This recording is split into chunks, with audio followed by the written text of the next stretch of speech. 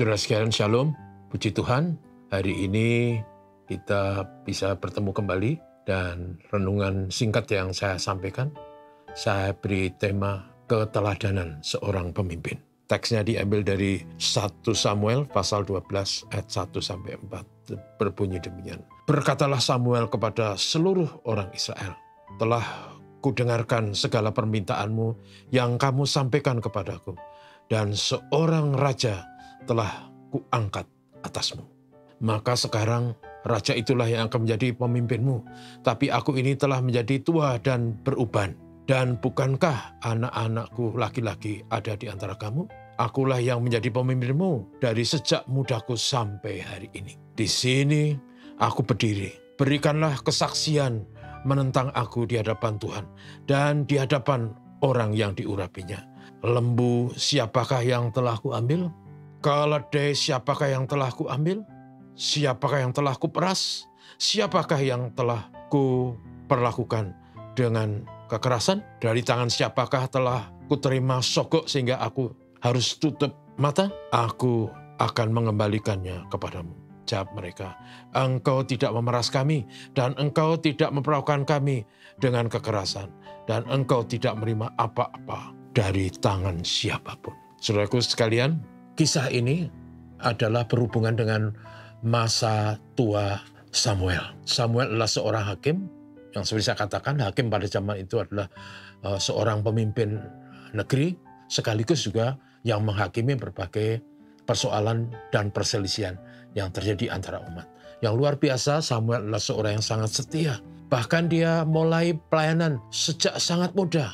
Dikatakan dalam kisahnya saat cerai susu, disapih langsung dibawa ibunya dan di sana dibimbing oleh Imam Eli, dan dia melayani di sana dengan segala kesungguhan, kesetiaan, sampai akhirnya dia menjadi pemimpin yang sangat baik dan diwarnai kejujuran, keteladanan, pemimpin yang bisa menjadi panutan bagi banyak orang. Tapi di masa tuanya itu kemudian orang Israel ingin seperti bangsa-bangsa lain. Mereka meminta seorang raja, bukan seorang hakim seperti Samuel. Lalu dalam ceritanya akhirnya terpilihlah Saul menjadi raja. Dan pada waktu itu kemudian Samuel berpanutan di hadapan para umat Israel. Bahkan di hadapan raja.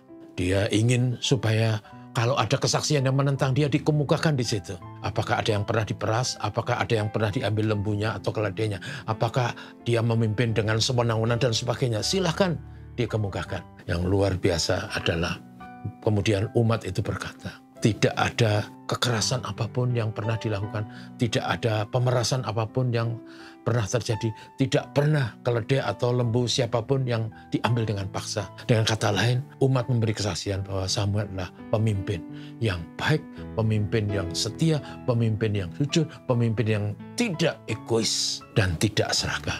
Yang luar biasa, kisah itu menginspirasi kami banyak orang. Seharusnya seorang pemimpin itu menjadi teladan. Bukan saja teladan dalam sikap dan lakunya sebagai pemimpin, tapi teladan dalam iman, teladan dalam perbuatan.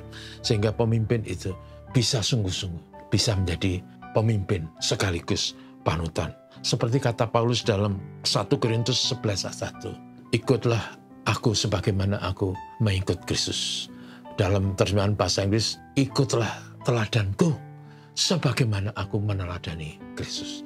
Dan saudara sekalian, itulah yang seharusnya seorang pemimpin yang harus bisa menjadi teladan terhadap hal yang baik dan positif. Betapa pentingnya hal ini. Mengapa kadang-kala masyarakat menjadi rusak? Mengapa anak-anak kita menjadi susah diatur? Karena orang tua, karena para pemimpin tidak bisa menjadi teladan. Hanya bisa ngomong, hanya bisa mengajar, tetapi tidak meneladani. Teladan yang baik itu adalah guru yang paling penting dan yang paling efektif. Mari kita menjadi teladan bagi sesama kita, bagi anak-anak kita. Tuhan memberkati kita. Bapak, terima kasih untuk hari ini.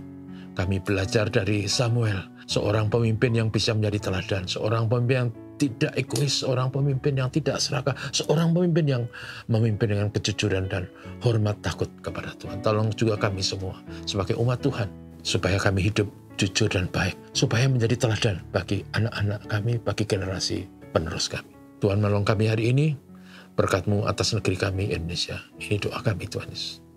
Amin. Selamat pagi.